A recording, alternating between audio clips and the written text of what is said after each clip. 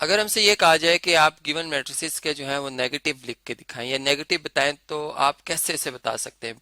देखें जी, negative matrix का जो कंसेप्ट बनेगा वो बेसिकली बिल्कुल इस तरह से है जैसे कि हमारे पास नंबर्स का, जैसे हम नंबर्स की बात करते हैं 5, और इसमें अगर हम -5 ऐड करते हैं तो हम देखते हैं कि इसका जवाब 0 आ जाता है, यानी वही नंबर लेकिन साइन ऑपोजिट लगाकर। ठीक है, इसी तरह अगर -5 हो तो +5 0 कर, यानी +5 करेंगे तो 0 आ जाएगा जवाब। ऐसे ही जब किसी मैट्रिक्स की बात होती है और उसके नेगेटिव की बात होती है, जैसे ये फर्ज करें हमारे पास एक मैट्रिक्स है जिसका ऑर्डर ऑर्डर जो है वो 2 by 2, यानी इसमें 2 रोज है और 2 ही कॉलम्स है। ठीक, अब हम यूं कहते हैं कि अगर इसका मैं नेगेटिव लिखने जा रहा हूं तो मैं एक मैट्रिक्स बनाऊंगा फिर अगेन, और उसमें जो हर एंट्री है उसका नेगेटिव लिखूंगा, यानी अगर 6 पॉजिटिव के साथ है तो मैं इधर लिखूंगा -6। ठीक है, फिर अगर पॉजिटिव 3 है तो मैं यहाँ पे लिखूंगा जी -3, और ऐसे ही -4 का नेगेटिव क्या होगा जी +4, और -2 का नेगेटिव क्या हो जाएगा जी +2 हो जाएगा। यानी हर एंट्री का जो है मैंने क्या किया जी, उसका साइन चेंज कर दिया। फर्ज करें अगर ये मेरे पास ए मैट्रिक्स है तो मैं यूं कहूंगा जो इसका एडिटिव या नेगेटिव मैट्रिक्स होगा उसका जो सिंबल होगा वो -a के साथ आएगा। ठीक है, और दूसरी बात ये कि ऑर्डर अगर आप देखें तो दोनों मैट्रिसेस का ऑर्डर सेम है, यानी ये भी 2 by 2 जो है ऑर्डर का मैट्रिक्स है और ये भी 2 by 2 ऑर्डर का मैट्रिक्स था।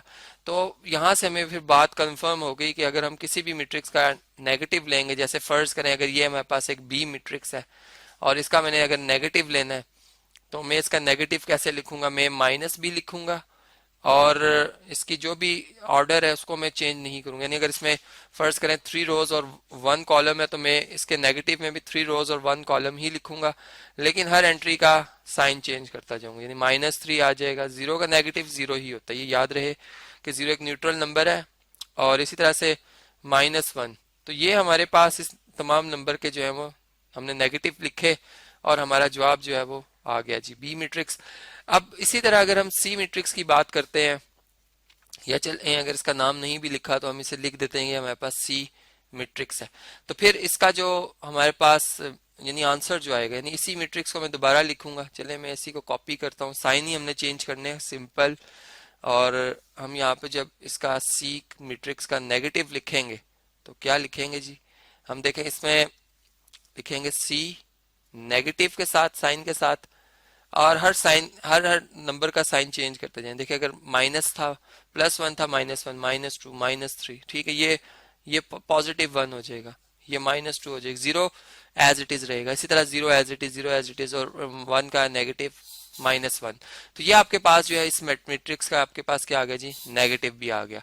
ऐसे ही अगर हमारे पास जो है वो मजीद यहाँ पर अगर आप देखें तो हमारे पास मैट्रिसेस मौजूद हैं। अगर फर्ज करें मैं कहता हूँ ये मेरे पास डी मैट्रिक्स है, तो इसका जो नेगेटिव होगा, चूंकि 0 खुद जो है वो सेल्फ एडिटिव इनवर्स है, यानी 0 में अगर 0 ऐड करें तो हमारे पास आंसर 0 आ जाता है। तो ऐसे ही हमारे पास जब इस मैट्रिक्स की बात होगी तो इसके चूंकि तमाम एंट्री 0 हैं तो 0 का एडिटिव इनवर्स या नेगेटिव 0 ही बनता है, तो इसलिए हम तमाम नंबर वही एज इट इज दोबारा एंटर कर लेंगे, तो ये हमारे पास उसका नेगेटिव आएगा। इसी तरह अगर फर्ज करें अगर ये हमारे पास एफ मैट्रिक्स है तो इसका जो नेगेटिव बनेगा वो -f बन जाएगा। और अब इस मैट्रिक्स को ही मैं दोबारा यहाँ पर दर्ज कर रहा हूँ, इसको हम कॉपी कर लेते हैं जी, और अब इसकी एंट्रीज जो है उनके साइन तब्दील कर लेने हमने, यानी वो एंट्री जो कि पॉजिटिव साइन के साथ है वो नेगेटिव के साथ हो जाएगी, जैसे -3, -10, -1।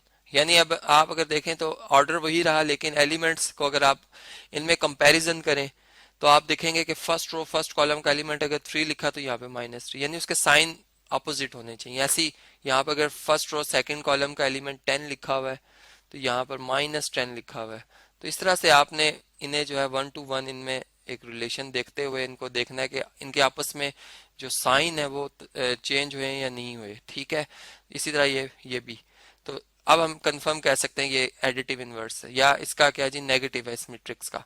ऐसे ही फर्ज करते हैं हमारे पास अगर ये कोई मैट्रिक्स है ई, तो इसका अब देखें ई मैट्रिक्स का अगर ऑर्डर देखा जाए तो इसमें एक रो है और एक ही कॉलम है, यानी हमें बाज़ाहिर ऐसे लग रहा है जैसे ये 3 कॉलम्स है, नहीं ये एक ही कॉलम है।